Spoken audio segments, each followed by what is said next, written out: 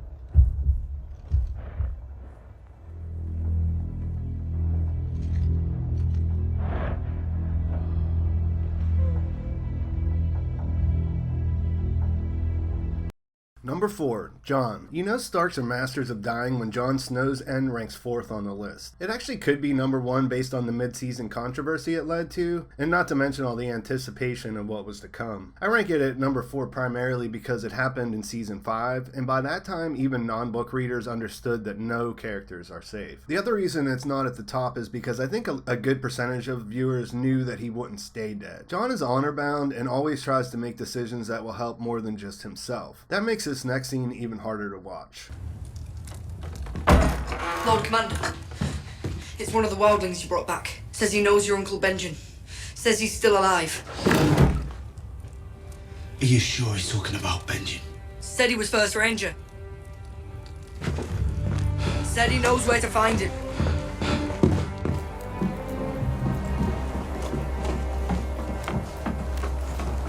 Man says he saw your uncle at Harder on the last full moon. Could be lying. Could be. There are ways to find out. Where is he? Over there.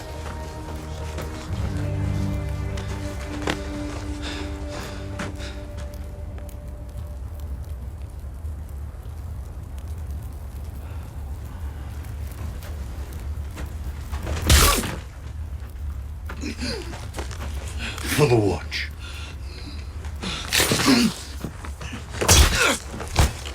For the watch. For the watch. For the watch. For the watch.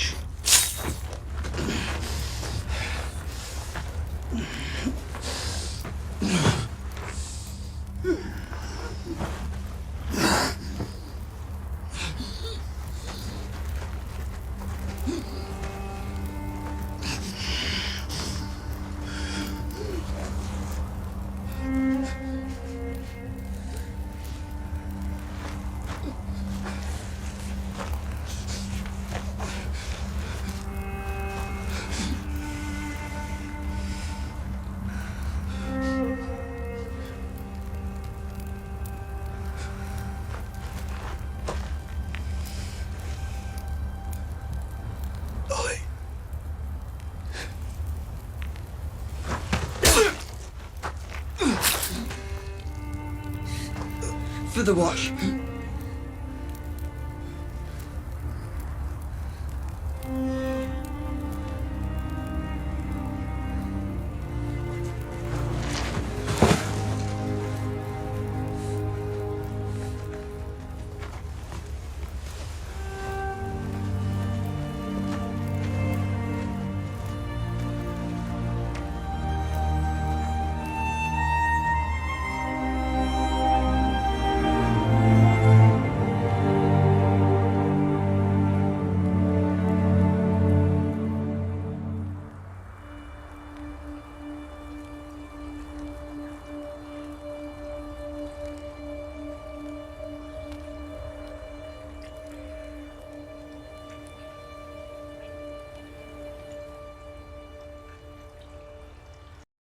Number 3, Rickard and Brandon. This is my personal favorite Stark family ending, but I had to rank it third since we didn't get to see it in the actual show. Rickard is the father of Ned and Lyanna, and Brandon was their firstborn older brother. The clip is from the DVD extras that were released with season 1, and it does a pretty good job of explaining what happened. I like it so much because of the impact it had on Westeros before everything we have seen happen in the show. Also, the Mad King's blood runs through Daenerys and Jon's veins, which is something to keep in mind.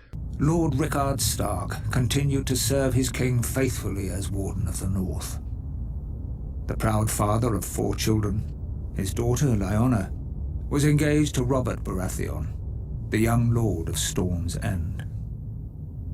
Centuries of peace between the North and the Iron Throne ended the day Rhaegar Targaryen, Prince of Dragonstone, abducted Lyanna. Enraged, Brandon Stark rode to King's Landing, demanding the release of his sister and the death of Rhaegar. Aerys arrested him for treason and called his father to come to the capital to ransom him. When Lord Rickard complied, Aerys, now utterly mad, arrested him for treason as well. Lord Rickard demanded a trial by combat.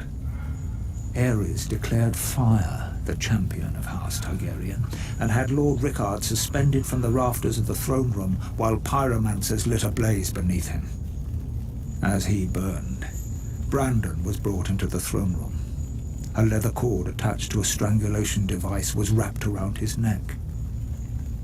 Aerys told Brandon his father was a dead man, but there was a chance to save him. A longsword was placed on the floor just out of Brandon's reach, and the more he struggled to reach it, the more the cord tightened around his throat. Brandon Stark strangled himself, trying to free his father, who was roasted alive in his own armor. Number 2, Robb and Catelyn. I still remember when I first saw this episode and how shocked I was after the fact. I came back to watch it by myself late at night after being out, and remember sitting there thinking that I just needed someone to discuss it with after it was all over. I still hadn't read the books at this point, so I was completely unaware that it was going to happen, which made this scene even more epic.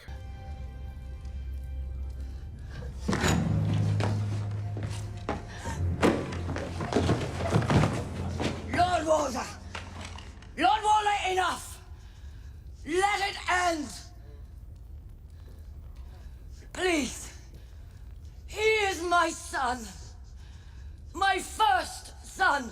Let him go, and I swear that we will forget this. I swear it by the all gods and you. We will take no vengeance. You already swore me one oath right here in my castle. You swore by all the gods your son would marry my daughter! Take me for a hostage, but let Robb go. Robb, get up. Get up and walk out. Please. Please. And why would I let him do that? On my honor as a Tully, on my honor as a Stark, let him go, or I will cut your wife's throat.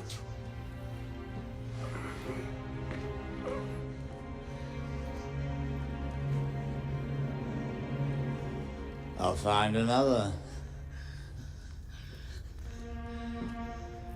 Mother. The Lannisters send their regards.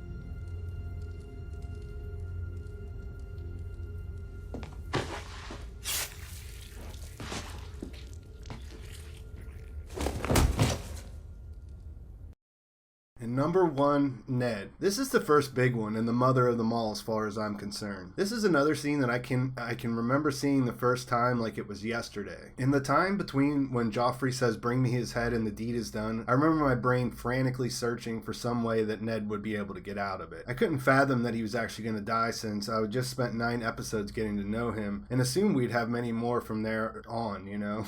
As Arya is shuffling around on the statue of Baelor, I'm thinking there's nothing she can do. Why are you showing her?